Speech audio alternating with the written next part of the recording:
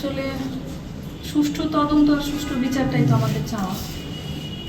ঘটনাটা এমনভাবে মানে ঘটছে যে এটা আমাদের কল্পনার বাইরে, আমরা কখনো এরকম চিন্তাও করি না, মানে আমাদের মাথায় আসে না যে এরকম কিছু একটা হবে।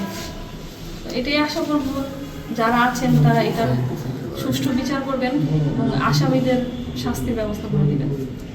আপনার কাছে কি মনে হচ্ছে সব মিলে এখন পর্যন্ত যতটুকু বুঝলেন কেন এই এখনো পর্যন্ত আসলে ঘটনাটা এত মানে আকস্মিকভাবে হয়ে গেছে, মানে আমি এখনো আমার বিশ্বাস হয় না যে ও নাই। মানে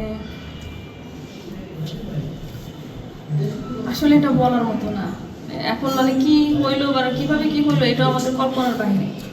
রাজনৈতিক নাকি কোনো অন্য কোনো ইস্যু থাকতে পারে? এরকম তো রাজনৈতিক ইস্যু বা অন্য কিছু ইস্যু আমি কখনো দেখি নাই। ও সবসময় সবার সাথেই মিশতো, সবার সাথেই ভালোভাবে কথা বলতো, ওকে সবাই পছন্দ করতো। এখন এটা কিভাবে বা কোথা থেকে হলো আসলে আমাদের এটার কোনো ধারণাই নেই। মুসাফির ভাই তো কারণ মতো কেন্দ্রিক তার একটা চলাফেরা ছিল। আচ্ছা, আমি একটু বলতে চাচ্ছি যে আগে থেকে কোনো হুমকি ধামকি বা এরকম ঘটনা ঘটতে পারে এমন কোনো আভাস কি আপনাদের কখনো কিছু বলে নাই।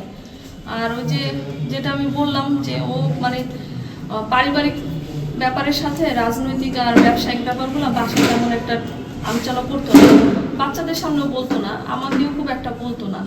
মাঝে মধ্যে কিছু হইলে মানে কার সাথে দেখা হইলো কথা হইলো এগুলো একটু বলতো, কিন্তু এর বাহিরে কোনো রকমের কোনো কিছু কখনোই বলতো না। সব শেষ করে দেয় এই আগামী পথ চলাগুলো আসলে কতটা কঠিন হবে কি মনে হয় মুসাফির ভাই ছাড়া? কঠিন তো হবে। এখন আসলে আমি মানে ভাবতে পারছি না যে আমি সামনে কীভাবে চলবো, এগুলো কখনো চিন্তা করি নাই তো ওকে ছাড়া যে মানে চলতে হবে, এগুলো আসলে চিন্তাই নেই, মানে ধারণার বাইরে আমি কি করবো।